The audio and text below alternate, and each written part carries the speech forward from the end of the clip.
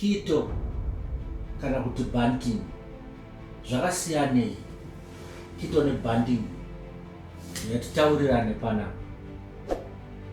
Ndoda kuratidza masimilarities nema-advantages nema-disadvantages zvese zviri 2. Saka ndongoti keto uku banting. Masimilarities zvese zvakafanana, low carbohydrate diet kufanana iko. 2 zvinoaima for fat burning using ketones, which is fat burning. Saka zvese zvinoenda muketosis. Another similarity, zvese zvinoemphasize kuti tidye raw and unprocessed foods. Zvese keto nebanting zvino encourage cut out sugar, refined carbohydrates nema-seed oils. Saka masimilarities iwayo. Now ngatichitaura zvema-advantages ebanting. Banting ine clear food list. Inenge ine green list, orange list nered list. Saka green kureva kuti ndo zvakanaka kudya, unonyanya kudya izvozvo. Orange unodya uine care. Red haitotenderwe zvachose. Advantage yebanting iri friendly kune munhu ari kuita beginning low carbohydrate diet. Iri friendly, hainyanyoitwa zvekucalculate macalories zvimwe zvaya zvakanyanya zviya. Saka ine guidance iri structured. Handi zvandataura zviye zvana green, orange. Saka unongotarisa list rako kuti no, izvi zvindodya izvizva kuti handidye zvakadai so. Advantage yebanting ine good community support and also challenges anoitwa. Normally zvichibva nechipa South Africa nemagroups ari Zimbabwe, isusu tine group ratinaro, weight loss group ratinaro, rinoitwa machallenges iwayo, vanhu vachitoita zvichitofamba, zvinodependa negoal yako. Saka iri very popular mu South Africa nemuZimbabwe iyo banting. Koma disadvantages banting. Banting iri rigid so inodependa nefood list, green, orange, red. Saka people they focus on the food list. Disadvantage, saka it's not flexible for individual manipulation or modification. I see very flexible. In that regard, inenge yakuudza kuti list regreen but haina analysis ye-independence, ine dependence. Haina analysis yekukuudza kuti why that food yapinda mu-green list, why that food yapinda mu-red list. Haina that in-depth analysis. Another disadvantage is it can be hard to follow when eating out kana kuti uri kuita traveling, because iri very tataura tadzokorora iyo banting ndapedza. Ngatichiuya kuketo manje. Keto advantage, ma-advantages keto diet iri very flexible, ine ma-variations akasiyana siyana. Kune inonzi standard, cyclical, targeted, high protein, therapeutic, nekuti mumwe munhu ari kuhwarisa stereo.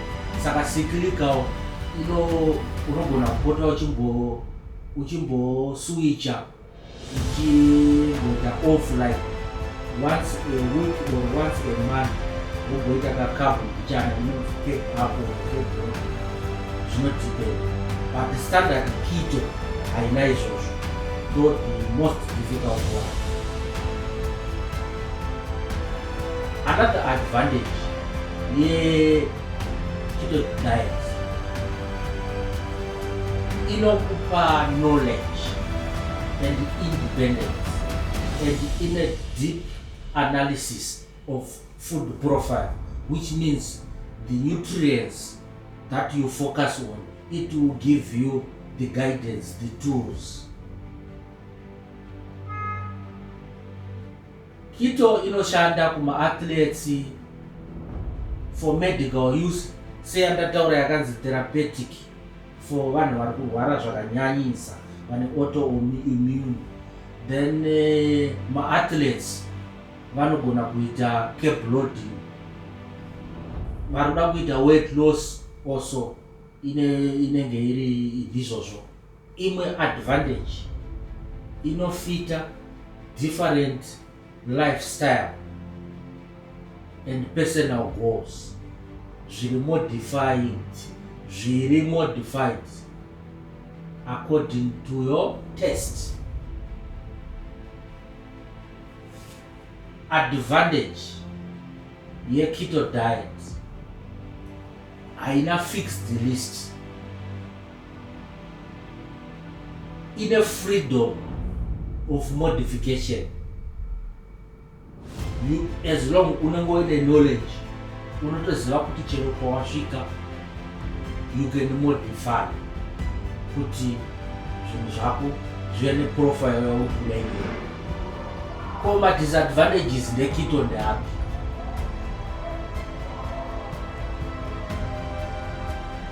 Inonetsa kune munhu ari kutanga low carbohydrate diet. It's overwhelming because information yacho iri in-depth. Inotoda guidance yemunhu ane experience or munhu ane knowledge and patience kana kujoina group redu isusu. Inogona kuve confusing for beginners. Kana usina knowledge, zviri very easy kudya ma-hidden caps. Unozviziva ndanowanikwa kana muma-vegetables kana muma-spices. Saka unogona kuenda above the limit usingatozivi. Saka inoda knowledge first. Knowledge is power. I-disadvantage,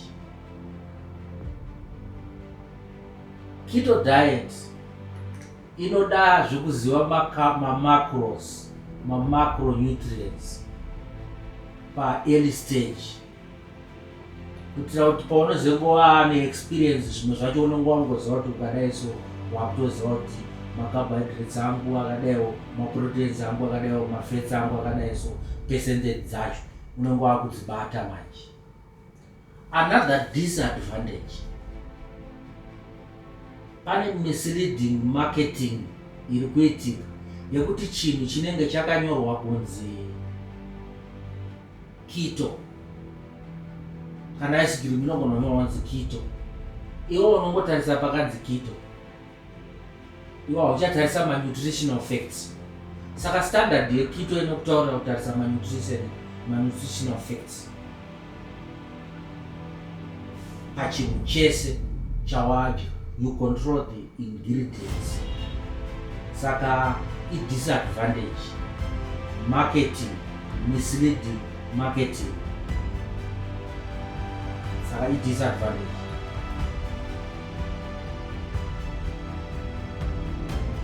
Now